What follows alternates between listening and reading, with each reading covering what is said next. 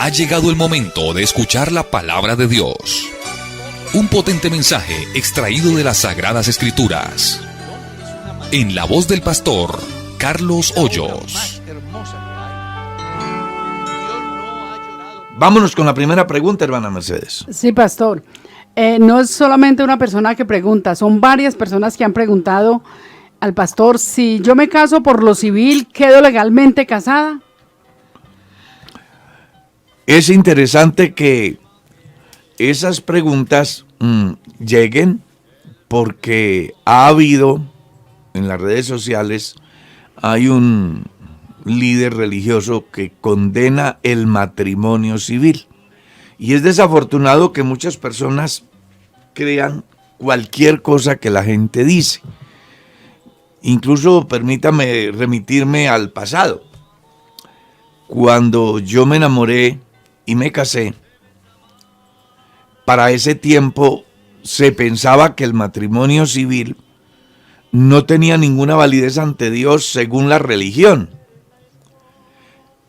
porque el Estado estaba manipulado por la religión. Pero hoy día el Estado está a un lado y la religión o iglesia está en otro. Entonces la religión como tal tiene funciones religiosas, el Estado tiene funciones civiles. Cuando una persona se casa por lo civil, está legalmente casado, porque si ustedes miran la Escritura, encuentran que el matrimonio siempre fue por la ley. Solamente basta con mirar la analogía del capítulo 7 de la carta a los Romanos, o leer lo que está escrito en la primera a los Corintios capítulo 7. Ustedes ahí van a encontrar que el matrimonio es por la ley, por lo civil. Es una muy buena oportunidad para explicar el por qué Aarón nunca habló de matrimonios ni de divorcios. Porque como religioso él estaba dedicado solamente a cumplir una función, que era la de hacer posible la paz entre Dios y los hombres a través de los sacrificios. ¿Quién apareció con ley de divorcio y de matrimonio? Moisés. Eso como para que usted se dé cuenta que si está casado por lo civil, está legalmente casado. Ojalá que le quede claro eso. ¿Y por qué siempre las parejas pues se casan por lo civil y luego por la iglesia? Bueno, ya ese es el campo espiritual, el sentido espiritual que se le da al matrimonio. Entonces los cristianos tenemos la costumbre de casarnos por lo civil y luego se hace en la iglesia una ceremonia. Algunos pastores tienen la facultad concedida por el Estado de oficiar ceremonias matrimoniales con efectos civiles. Entonces, cuando eso se da, pues el pastor oficia su ceremonia y tiene efectos civiles porque hay un acuerdo con el Estado. Pero cuando el pastor no tiene ese acuerdo que le confiere la iglesia, que le confiere el Estado a través de la iglesia, e hiciera una ceremonia, pues ese pastor tendría muchos problemas porque no está autorizado por la iglesia para hacer una ceremonia con efectos civiles. Hay dos maneras de verlo. El pastor que tiene autoridad dada por la iglesia para oficiar ceremonias matrimoniales con efectos civiles según el acuerdo que tiene la iglesia con el Estado, esa ceremonia tiene vigencia, tiene validez civil. Pero si el pastor no tiene la investidura para oficiar ceremonias con efectos civiles, él no podrá hacer una ceremonia antes que quienes quieren casarse se hayan ya casado por lo civil y luego vengan a la iglesia para efectuar la ceremonia. La ceremonia es de alguna forma la manera de hacerle saber al mundo que somos cristianos, que necesitamos de Dios, que Dios debe de ser el punto de partida en el matrimonio. pero los efectos civiles solo los confiere el Estado. Amén. Pastor, por acá nos hacen una pregunta a través de YouTube. Nos dicen de la siguiente manera. Pastor Carlos Hoyos, buenos días, Dios lo bendiga. Tengo una pregunta con respecto a la crucifixión y resurrección de Jesús. Si lo crucificaron un viernes y resucitó un domingo, no me dan las cuentas de 3 días. ¿Usted me podría explicar, por favor? No, pues sencillamente devuelva hasta que le dé 3 días y sacará la conclusión qué día fue crucificado. Si usted hace cuenta, viernes en la noche, sábado en la noche, o sea, a ver, hagamos la cuenta. Si murió como dicen, o como está escrito a las 3, ¿era la hora qué? ¿Tercera? No, novena. No, novena. Sí, o sea que ya estaba tarde. Haga la cuenta. Y usted, eran las 3 de la tarde.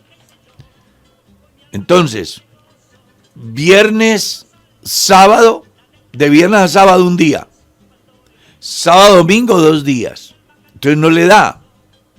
Entonces posiblemente fue crucificado el jueves. Jueves en la tarde a viernes en la tarde, un día.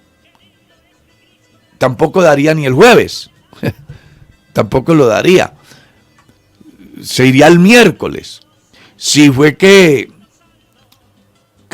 Jesucristo resucitó como está escrito, 3 días y 3 noches, entonces haga la cuenta.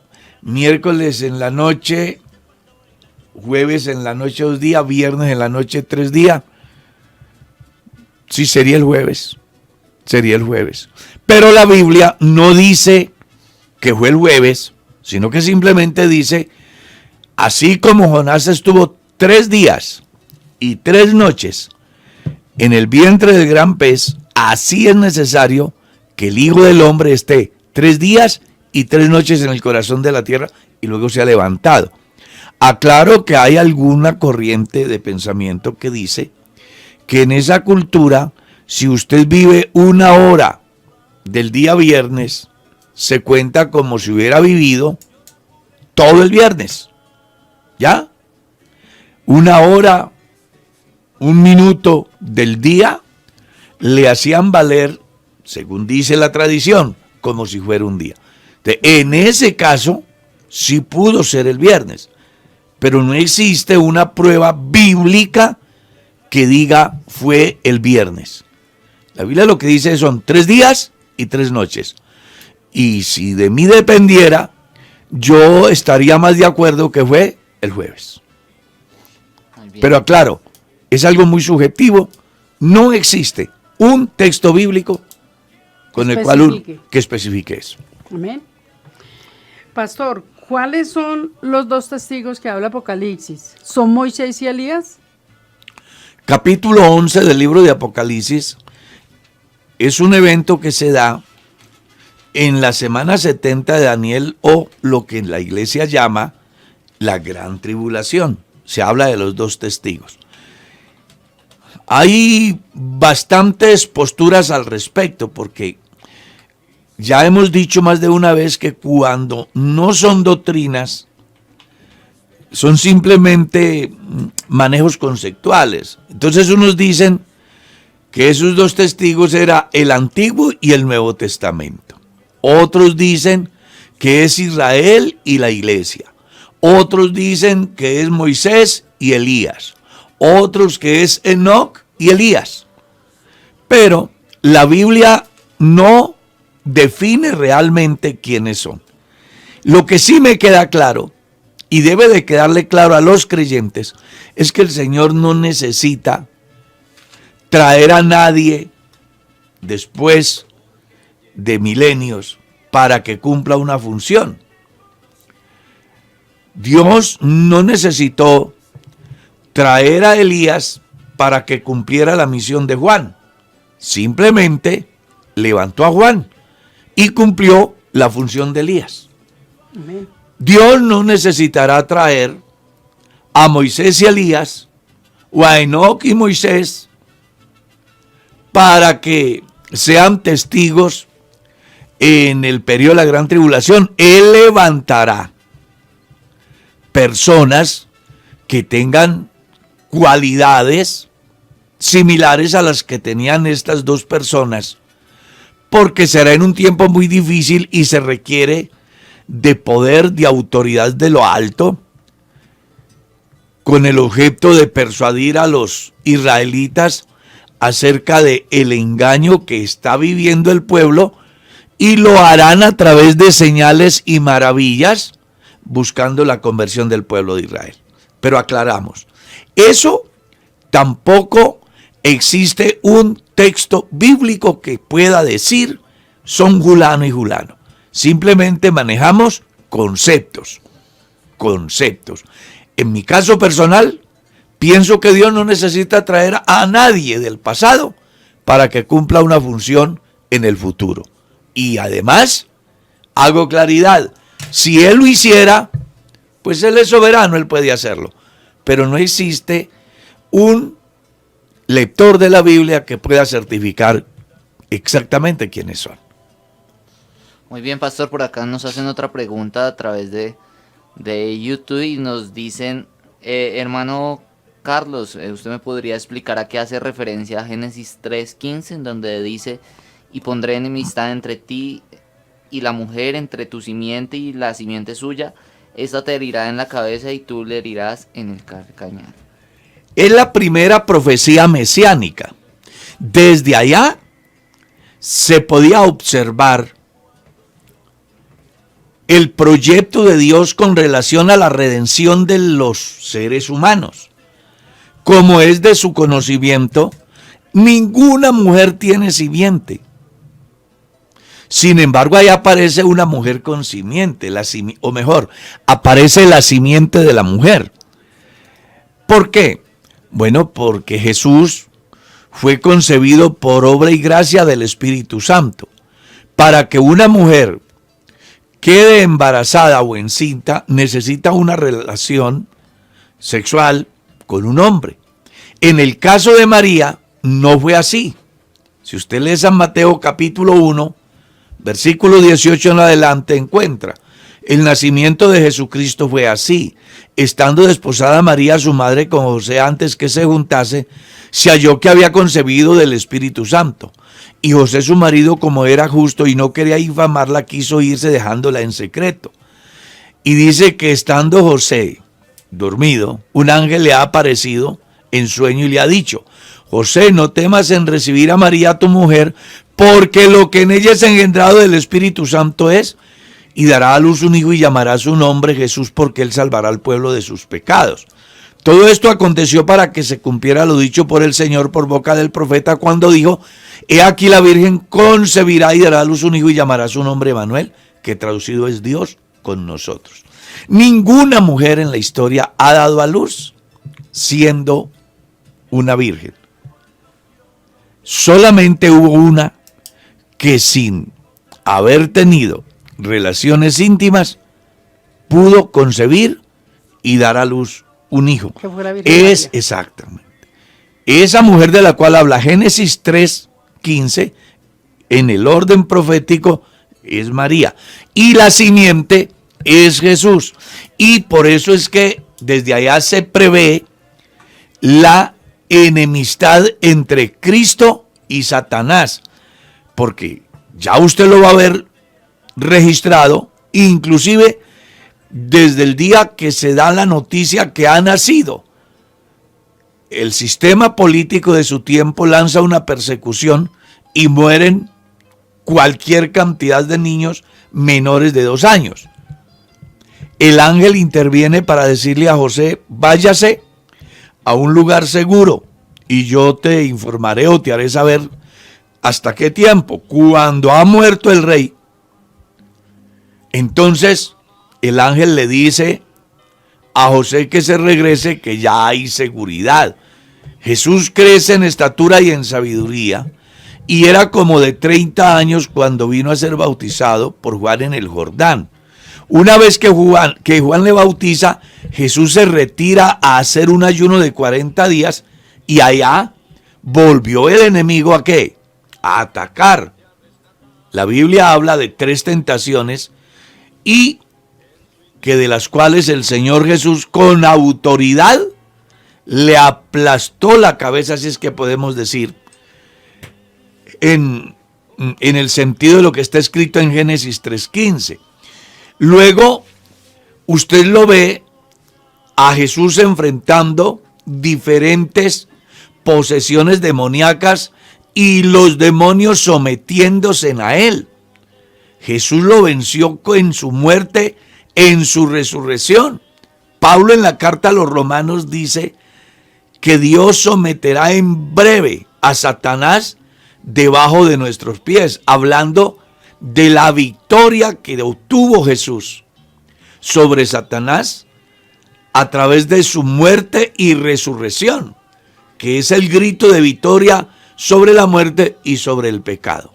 Entonces, la mujer que aparece allá es María, la simiente de la mujer es Cristo, que le ha quitado el imperio a Satanás, imperio que tuvo desde el primer hombre hasta el día de la muerte y la resurrección de Jesús. Amén. Hermano Carlos, hay una pregunta, pastor, desde las Antillas Holandesas. Preguntan, si Jesús es Dios, ¿por qué en la cruz dijo, Padre, perdónales porque no saben lo que hacen? Entonces, ¿con quién estaba hablando? Muy importante, y gracias a nuestro oyente en las Antillas Holandesas, Dios lo bendiga, y le motivamos para que comparte el link y muchas personas en las Antillas Holandesas puedan también participar de este programa. A ver, siempre ha sido materia de discusión aquellos términos plurales o de oración de Jesús. ¿Ya? Entonces, es bueno que el lector entienda cuál es la posición de Jesús en el momento que está actuando. Y le voy a colocar ejemplos y usted sacará su propia conclusión. Jesús, en la barca durmiendo, ¿actuaba como hombre o actuaba como Dios? Sabemos que Dios no duerme. Sin embargo, Jesús estaba durmiendo en la barca. Ahora le hago otra pregunta. ¿Qué papel desempeñó Jesús cuando se levanta y reprende la tormenta, el viento y la mar? Hay que mirar a Jesús en sus dos funciones. ¿Cuándo actúa como hombre y cuándo actúa como Dios? Jesús como hombre nace, crece y muere.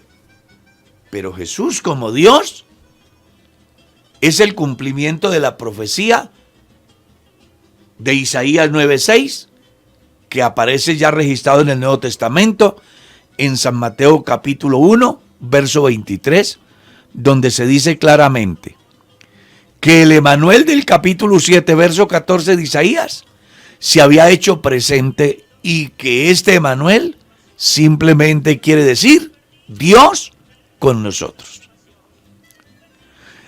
Entonces, Jesús como hombre es el hijo del carpintero, es el muchacho que no ha estudiado, es el líder político que la gente persigue, es el hombre que duerme en la barca, es el hombre que ora, porque según Hebreos 2:14 leemos, por cuanto los hijos participaron de carne y sangre, él también participó de lo mismo. Y saque la conclusión, ¿cómo se le llama al que tiene hijos? Pues el Padre. Lo que está diciendo el texto es, por cuanto los hijos participaron de carne y sangre, el Padre participó de lo mismo, para poder destruir por medio de la muerte al que tenía el imperio de la muerte. Esto es a saber, a todos aquellos que estaban durante toda la vida sometidos a esclavitud. Y dice la Escritura, por lo cual debía de ser en todo semejante a sus hermanos, porque no socorrió Dios a los ángeles, sino a la descendencia de Abraham. Entonces, Dios, para hacer posible la salvación de los humanos, simplemente se ha previsto de un cuerpo humano y en esa condición humana llegar a ser nuestro hermano y en esa condición de hermano poder pagar el rescate nuestro, que estábamos ¿qué? Secuestrados por Satanás. Entonces, cuando miramos a Jesús como Dios, lo vamos a ver convirtiendo el agua en vino, multiplicando los panes, maldiciendo la higuera secándose, resucitando a Lázaro, resucitando al hijo de la viuda de Naín, reprendiendo a Satanás según San Mateo capítulo 4 y diciéndole también está escrito al Señor tu Dios honrarás y a Él solo servirás. Jesús se le identificó a Satanás y le dijo, un momento, yo no soy el muchacho que usted cree que soy Dios, me hace el favor y me respeta. Entonces, si miramos a Jesús como Dios, hay cualquier cantidad de pruebas que dicen que Él es Dios y que además Él lo dijo que era Dios. Según San Juan, capítulo 14, verso 7 en lo adelante, según lo que dice Pablo en el capítulo 3, verso 16 de la primera carta a Timoteo, grande es el misterio de la piedad, Dios se manifestó en carne, según Romanos 9, 5, de quienes son los patriarcas y de los cuales según la carne vino Cristo, el cual es Dios sobre todas las cosas, según primera de Juan 5, 20, el Hijo ha venido para darnos entendimiento, para conocer al que es verdadero, y estamos en el verdadero, en su Hijo Jesucristo, este es el verdadero Dios y la vida eterna. Si lo miramos como Dios, es el único que puede resucitar por sí mismo y efectivamente al tercer día resucitó. Pero si lo miramos como hombre, nace de una mujer, es circuncidado al octavo día, crece en estatura y en sabiduría, tiene discusiones con los sacerdotes de la ley, es un hombre en su normal desarrollo de hombre como lo presenta Lucas. En esa condición de hombre que llega a ser semejante a nosotros en todo, pero sin pecado, hace lo que hacemos nosotros, porque el texto bíblico dice, debía de ser en todo semejante a sus hermanos. ¿Y qué hacemos nosotros? Oramos, Él oró. Lloramos, Él lloró. Sentimos sed, Él tuvo sed. Sentimos hambre, Él sintió hambre. Sintió tristeza, nosotros también la sentimos. Tuvo todas las emociones que un mortal tiene porque Él, en la condición de hombre, es un hombre como todos los hombres. Y en esa condición de hombre es que Él ora, es que Él intercede, es que Él pide perdón, no por Él, sino por el pueblo, porque Él no tenía que pedirle perdón a nadie, pues Él es santo y sin pecado. Pastor, cuando Él expresó esas palabras, está hablando con Él mismo, entonces. Importante su intervención, porque en el momento de la muerte de Jesús, acuérdese que lo que muere de Jesús no es su deidad, sino su humanidad. Hay un ejemplo muy bonito en el Evangelio, y es cuando han crucificado a Jesús en medio de dos ladrones. Dice la Escritura que uno de ellos le injuriaba y le decía, si eres el Hijo de Dios, desciende de esa cruz, sálvate y sálvanos. Y el otro le dijo, ni aún temes tú a Dios estando en la misma condición. ¿Cómo vio ese ladrón a Jesús? Lo vio como Dios. Y de una vez le dijo, Señor, acuérdate de mí cuando vengas en tu reino. Y Jesús no le dijo, venga, un momentico, el de darle ese privilegio no me corresponde a mí solo. Tengo que hablar con el Padre y con el Espíritu a ver si autorizan, vamos a tener un debate y definimos esto por votación porque yo solo no puedo hacerlo. No, Jesús de una vez hizo lo que hace Dios. Amén. Su soberanía total.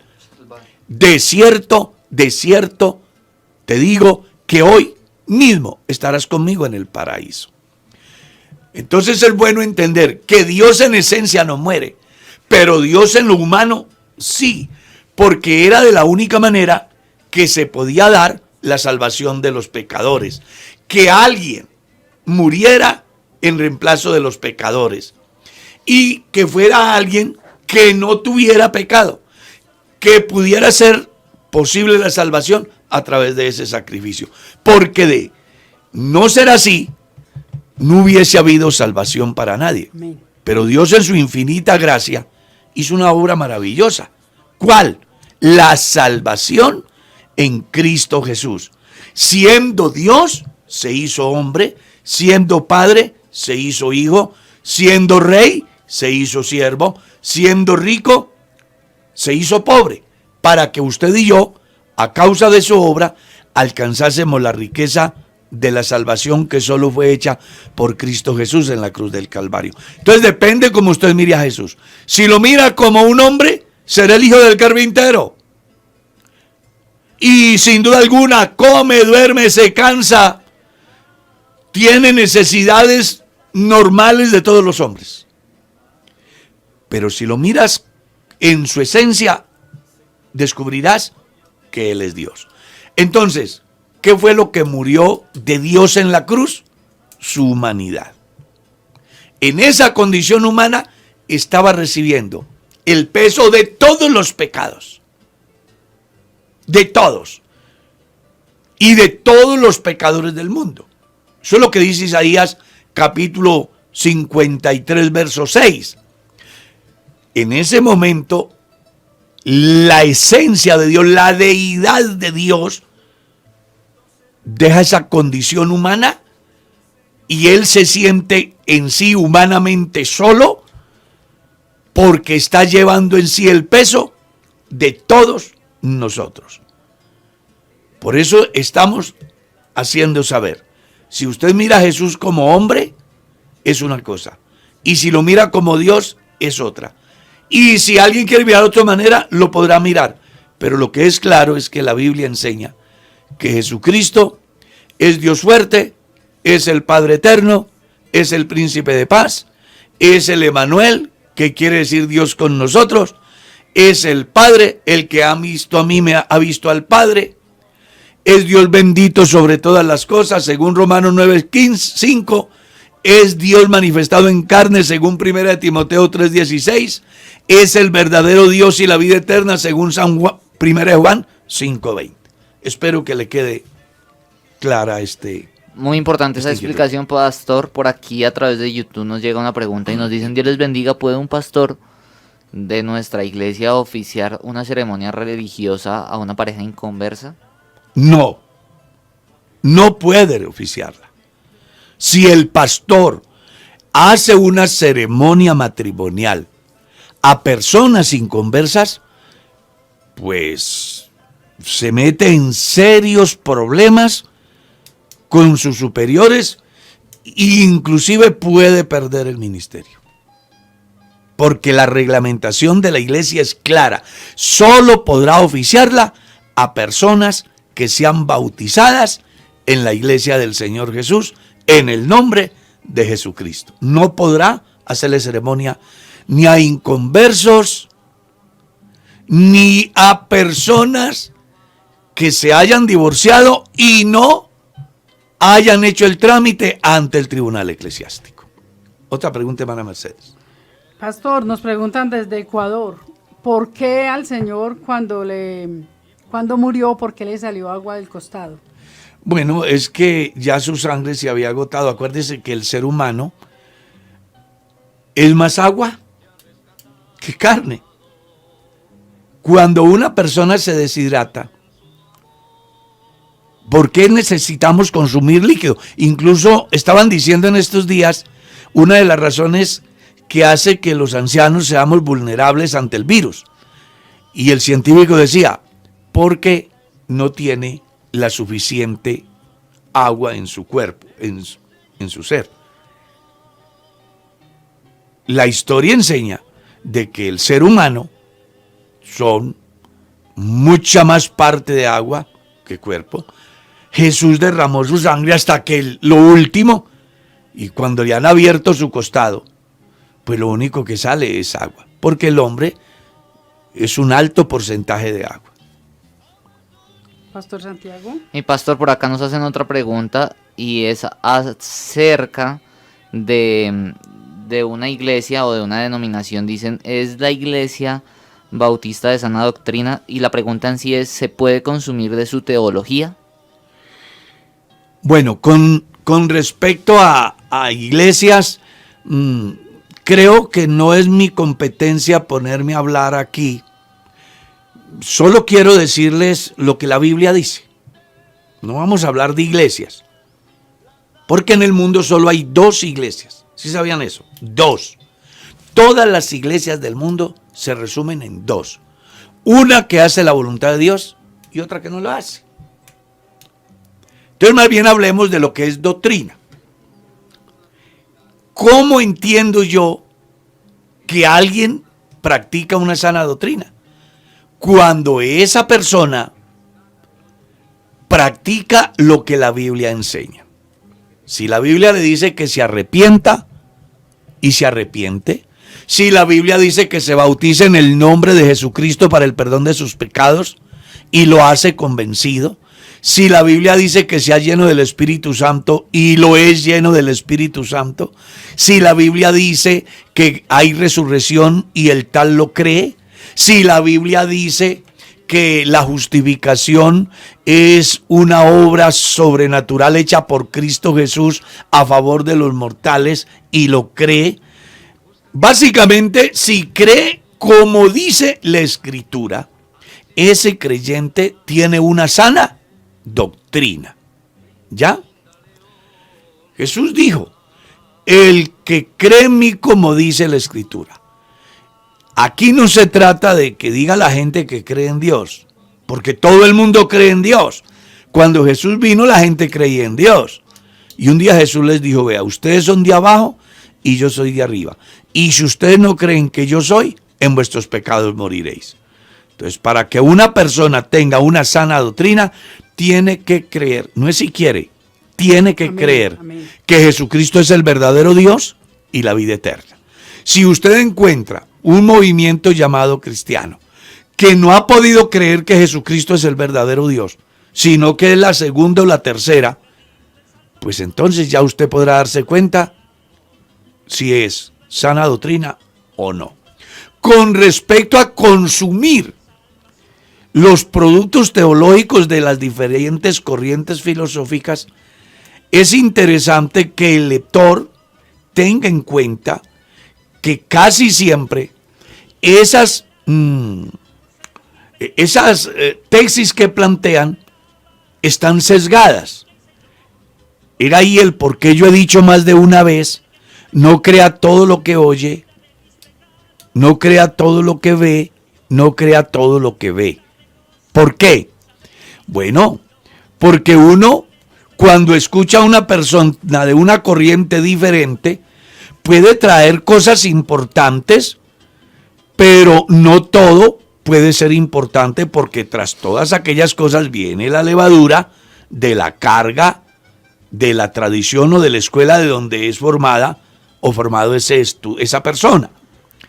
Si lee un libro de carácter teológico, pues tenga en cuenta que hay cosas que son muy acertadas, pero cuando se entra al campo doctrinal, entonces ya se ve el sesgo que va a hacer que posiblemente, si usted no está bien cimentado, termine confundido.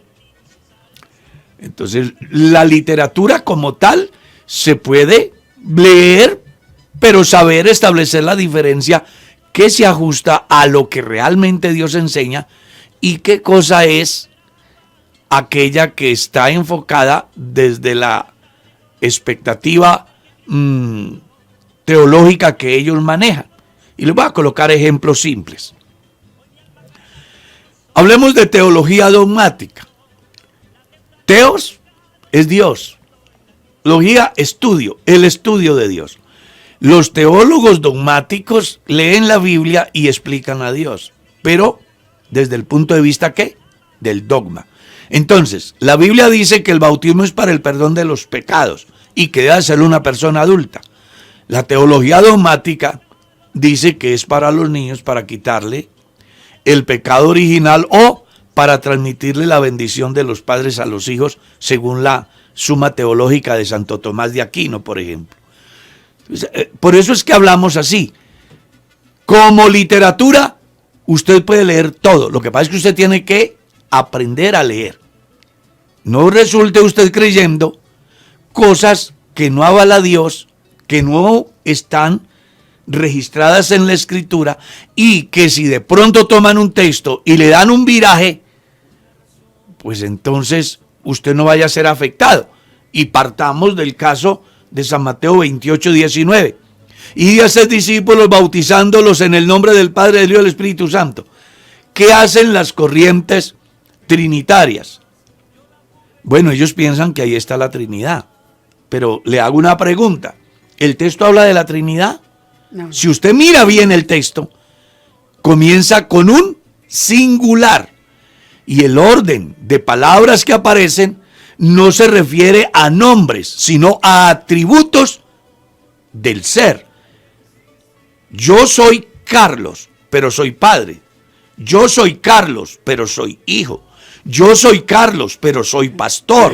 Yo soy Carlos, pero trabajo en la radio. Soy locutor. Soy Carlos, pero soy esposo. No son varias personas. Una persona con muchos oficios. Así es el caso de lo que menciona el Evangelio. Entonces, cuando las personas cogen un texto y lo tuercen para hacerle decir lo que no dice, ya uno sabe que no es una doctrina sana. Así es. Por aquí hay una pregunta que nos ha llegado por interno, pastor. Es de una persona que nos dice: Dios les bendiga, bueno, muy hermoso programa. Tengo una pregunta que me hicieron en una refán y no supe cómo contestarla. Dice ella: si un niño de personas no convertidas se muere, ¿qué pasa con él? ¿Se pierde o se salva? ¿Y hay alguna base bíblica para poderlo explicar? Nos pregunta la persona. Por favor, házmela otra vez, que era que estaba leyendo una pregunta aquí muy importante que están haciendo. Okay. Nos dicen por aquí que le hicieron una pregunta en una refán y es acerca de que si un niño de personas no convertidas se muere, ¿se pierde o se salva? Y si hay alguna base bíblica para poder explicarlo. Bueno, les voy a decir no mi punto de vista, simplemente les voy a poner a pensar con respecto a dos posiciones que hay. Una, que todos los niños se salvan, porque Jesús dijo: dejad venir a los niños y no se lo impidáis, porque de los tales es el reino de los cielos. Así piensa una escuela, si se puede llamar así. Y en esa escuela pues están las mayorías. Las mayorías, porque uno piensa que el hecho de ser niño lo exceptúa de toda culpabilidad. Yo respeto ese pensamiento. Hay otro pensamiento que se hace a través de un análisis bíblico.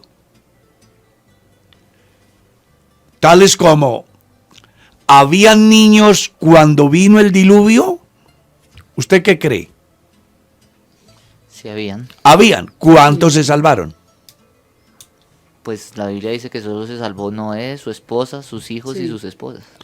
¿Habían niños en Sodoma y Gomorra? Claro.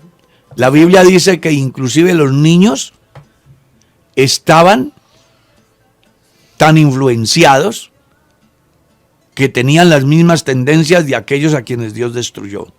¿Cuántos se salvaron? Ninguno. Habían niños en Jerusalén, según Ezequiel capítulo 9, cuando vino la muerte de los culpables. ¿Y cuál es la respuesta? Sí. ¿Cuántos se salvaron? Ahora bien, ¿se salvan los niños o se condenan? No es competencia de ningún pastor decir que se condenan o que se salvan, porque eso es absoluto de la soberanía de Dios. Solo puedo decir lo que ya está escrito. El marido incrédulo es santificado en la mujer y la mujer incrédula en el marido, De otra manera vuestros hijos inmundos, serían inmundos, mientras que ahora son santos. ¿Por causa de qué? De la conversión de uno de sus padres. Entonces, aquí no estamos para llevar al cielo ni para llevar al infierno. Si Dios en su infinita soberanía y gracia quiere salvarlos, aleluya, yo soy feliz. Si Dios pensara de otra manera, aleluya, porque al final Dios es soberano. Así que no se ponga a condenar ni a salvar, porque al final usted no puede salvar ni puede condenar. Solamente creemos lo que la Biblia dice y usted debe entonces de hacer el análisis y sacar su propia conclusión. Pastor, hay una pregunta de parte de un joven y yo sé que muchos jóvenes tienen esa inquietud. Es que hay tantas preguntas. Un joven pregunta si es más poderosa, dos preguntas en una. Si es más poderosa. Después de esta respuesta hay algo que vamos a hacer acá muy importante, Pastor Santiago. Si es más poderosa la oración en la mañana que en las otras horas del día. ¿Y cómo debo orar? ¿Cómo debe orar un joven o una joven para escoger su ayuda idónea? Ya. Con esta vamos a responder otra que estaba mirando acá. Amén. Hay alguien que escribe y dice, si ustedes creen tanto en la palabra, ¿por qué no oran siempre arrodillados? Alguien Ya. quiere como contento. No, es una persona que es de otra corriente y yo lo felicito porque está en nuestra sintonía, le doy la bienvenida, Dios lo bendiga, nos alegra mucho. Entonces vamos a explicar por partes.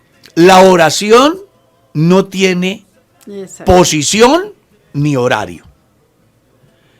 Yo puedo orar en la mañana y Dios me oye, y puedo orar a las 11 de la mañana y Dios me oye, y puedo orar a la 1 de la tarde y Dios me oye, y puedo orar a las 3, a las 5, a las 10, a cualquier hora.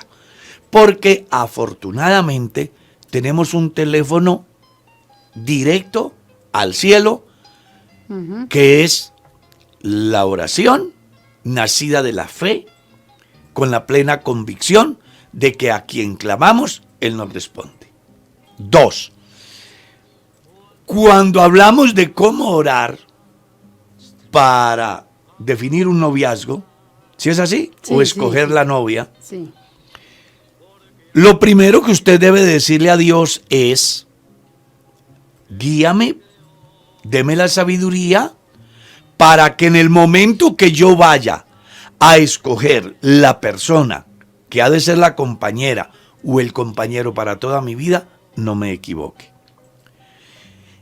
3, debe de tener en cuenta que el hecho de que hable con Dios y ore a Dios no le va a suplir toda su demanda, porque Dios le da a usted la posibilidad de saber qué le gusta y qué no le gusta. Entonces, yo oro a Dios para que Dios me guíe, me dé la sabiduría para saber elegir. Pero ahí juega un papel muy importante mi voluntad, porque puede ser que estoy mirando una persona que no reúne los requisitos de un verdadero cristiano o cristiana, pero es muy bonita, y yo me deje llevar por la apariencia. Por eso hay que ser, al orar, hay que ser muy objetivos. De tal forma que Dios me dé la capacidad de librarme de la subjetividad, de la pasión, del sueño del placer, para que pueda ver más allá la belleza de ese hombre o esa mujer. ¿Cómo es que dice la Biblia? Engañosa es la gracia y vana la hermosura. Como zarcillo de oro en el hocico de un cerdo, así es la mujer hermosa y apartada de razón. Entonces yo lo que tengo que pensar es, esta mujer espiritualmente reúne los requisitos que yo demando de quien quiero hacerla o quiero hacerlo, compañero o compañera para toda la vida. 1. 2. Esta mujer o este hombre físicamente reúne todo lo que yo como hombre o como mujer quiero del hombre o la mujer. Cuando tengo claro eso, la voluntad de Dios se perfecciona. ¿Y por qué hago esta aclaración, hermana Mercedes? Hay muchas personas que dicen, yo tanto que gloria al Señor y me casé y me fue mal. Sí, pastor, o que hay señales. Por ejemplo, que ella escuchaba una hermana que decía, yo le estoy orando a Dios. Y el primer hermano que entre a la iglesia joven, yo creo que ese es. Entonces no son... grave. Exacto, sí. Muy grave. ¿Qué tal que entre uno bien bello? Por ejemplo. O casado. O casado. Sí, yo pienso que Dios nos dio a nosotros libre albedrío. Nosotros tenemos ojos para ver, para hablar, mirar la persona que nos guste. No, algo muy interesante es que la gente a veces se deja llevar por la pasión. Un creyente entró a la iglesia a orar y era diciéndole a Dios, Señor, provéeme la esposa, pero yo quiero que sea la del vestidito rosado. Y el pastor lo escuchó y vino y le dijo, hermano, esa es mi esposa. Entonces, aquí hay que ser claros. No, Dios te suelta 3.500 millones de mujeres para que escojas una. Exacto, sí. Y te dice qué requisitos debe tener esa mujer. Debe ser una buena hija, debe ser una buena cristiana y como si fuera poco, debe de reunir las cualidades que usted como hombre requiere o como mujer requiere. Amén. Creo que ahí se reúne en sí la voluntad de Dios. Pero cuando yo me voy por la belleza, sabiendo que es una mala hija, cuando me voy por la belleza, dándome cuenta que es una persona que es distraída en su vida devocional, exacto, que es, como dicen en mi tierra, coqueta, es decir, que le gustan todos, pero a él le llama la atención porque es muy bonita, pues usted puede orar y puede decir que ayunó, mañana se casa y fracasa. No fue porque la voluntad de Dios, sino porque usted hizo su voluntad, se dejó llevar de sus propios impulsos. Vamos con la de... Vamos con algo muy importante, Pastor Santiago. ¿Sabe qué pasa hoy? Sí, señor. Alguien muy especial está cumpliendo años. Es la hermana Mercedes. Pero nos falta una pregunta. Vamos. Nos falta más. ¿Por qué no colocamos la...? Sí, va a decirle a la hermana Mercedes que estamos contentos. Muy contentos. Porque está cumpliendo... ¿Cuántos años, hermana Mercedes? 61 años. Es una de las pocas mujeres que no se avergüenza de la edad. Bien vividos. Bien vividos. Yo la veo muy joven todos los días. Y yo le digo a ella, te veo muy joven. No, pues qué gracias. Y es una bendición que Dios le haya dado todos esos años. Y además... que los haya aprovechado porque desde su niñez está en la iglesia. Amén, y amén. Conmigo lleva ya más de 42 años. O sea que hemos pasado la vida juntos. Amén. Qué bueno. Porque nos conocimos siendo adolescentes. Ella fue mi primera novia, yo fui su primer novio y resultamos en esta empresa llamada matrimonio. Y bueno, sí, frutos. No, a propósito, sí, resultamos aquí en esta bendición. Y a propósito, para aclararle la inquietud al otro, pues quiero hacerle saber que yo le puse cuidado a Merceditas unos 5 años, mirando cómo se comportaba en la casa, cómo se comportaba en la iglesia, cuál era su aspecto ante los demás varones, todo. Y cuando vi que era la persona que se ponía coloradita cuando me veía, después de unos 5 años le dije, venga Mercedes, quiero decirle algo. Dijo, ¿qué será? Que si usted quiere yo me caso con usted. Esa fue la forma como... Y ella me dijo que sí. Y aquí estamos. Bueno, Mercedes, que feliz cumpleaños. Amén, amén. Estamos muy contentos, muy agradecidos con Dios como pastor y como su esposo. Y sé que mucha gente la quiere, sus hijos la quieren, la valoran. Y bueno, para usted esta canción. Así es, estamos muy contentos de poder celebrar este día junto a usted y aunque no le gusten mucho este tipo de celebraciones, le damos gracias a Dios por personas como usted. Por aquí le están felicitando demasiado, todo el mundo, todos están felicitándola y le damos gracias a Dios por su vida.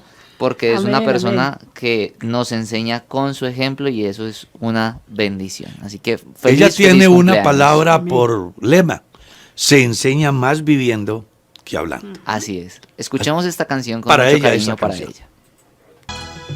Bueno, hermana Mercedes, ahí tiene. Amén, amén, hermanos, muchas gracias, hermanos, hermanas, amigos, muchas, pero muchas gracias a mis hijos también, muchas gracias por esas felicitaciones y de verdad que es una bendición de Dios poder llegar hasta 61 años. Uy, Dios mío, eso es mucho vivir, pero bueno, gracias a Dios seguiremos orando. Pero bien vividos. Amén, Y bien con la vividos. bendición de Dios. Y lo que Y nos falta. con un muy buen compañero, Gracias. mejor dicho. Gracias al Señor por su misericordia y seguiremos orando por todos ustedes, hermanos. Estén seguros de eso, seguiré orando para que el Señor les bendiga y les ayude siempre. Muchas gracias, mis hermanos. Gracias a todos los que han manifestado sus saludos de felicitación a mi esposa. Amén. Yo también estoy feliz porque como somos una sola carne, estoy cumpliendo 61 años. Bueno, ¿qué le parece si nos vamos porque el tiempo se ha ido? Sí, señor. Se nos fue. Hay una cantidad de preguntas que han quedado, que están ahí. Respondamos una. Una más. Bueno, miremos entonces a ver si por acá encontramos otra porque ya... Bueno, así a grandes rasgos aquí hay una. Alguien escribe que por qué nosotros no oramos de rodillas y las mujeres no se ponen velo. Que si el apóstol Pablo lo dice. Si Corintios lo dice. Muy interesante la pregunta de la persona y le felicitamos y además le agradecemos que esté con nosotros. Amén. Vea, nosotros oramos de rodillas, oramos acostados, oramos de pie, oramos sentados y no porque se nos ocurra, es que en la Biblia existen todos esos ejemplos. Si usted mira al rey Josafat, en uno de los momentos más difíciles de su vida dice que se puso en pie y oró a Dios. La pregunta es, ¿lo escuchó Dios o no? La respuesta es sí. Segunda pregunta, ¿Jonás estaba arrodillado en el vientre del pez? Nah. ¿Cómo estaba Jonás? La Biblia dice que oró a Dios y ¿Dios qué? Leo yo. Le oyó. ¿Cómo estaban los discípulos el día de Pentecostés? Según Hechos 2. Estaban Sentados. sentados. ¿Y los escuchó Dios Amén, amén. o no? Entonces, la oración no tiene ¿qué? Posición. Posición. Imagínense que solamente Dios me escuche arrodillado. ¿Qué harán las personas que están postrados en una cama y no pueden arrodillarse? Exacto. Sí. Entonces, esos son pensamientos que pues realmente no se ajustan a lo general de lo que la Biblia enseña. No estamos diciendo que no se puede orar arrodillado. Nosotros nos arrodillamos a orar. Todo cristiano se ha arrodillado y además sabemos que es un deber arrodillarnos. Y es que es una posición. Es una como posición de exacto, reverencia. a Dios. Exactamente. Pero eso no es igual a decir que si una persona va viajando en el bus, no puede orar. ¿Qué tal que vaya de pie en el transporte masivo y sienta por orar? ¿Será que Dios lo escucha? Claro que lo escucha. 2. ¿Por qué nuestras mujeres no usan velo? Bueno, si usted lee bien la carta a los Corintios, es un mensaje exclusivo a la iglesia a los Corintios. No aparece en otra carta dicho pasaje. ¿Por qué se daba allá? Según dice la historia, las mujeres que eran de mala reputación andaban con la cabeza descubierta, mutiladas, diciendo que simplemente eran mujeres de servicio público. ¿Ya? Cuando el evangelio llega a Corinto, Pablo dice que las cristianas deben de marcar la diferencia y como tal, si no tienen cabello, deben de usar velo. Y por eso concluye diciendo, a la mujer le es deshonroso cortarse el cabello, porque en lugar de velo, Le es dado el le es dado el cabello. Y me encanta cómo concluye. Con todo esto, es decir, ya les expliqué, dice Pablo, Exacto. ya les expliqué. Si alguno quiere ser- Si alguno quiere ser contencioso, nosotros no tenemos nosotros tal no costumbre. tenemos tal costumbre, ni la iglesia de Dios.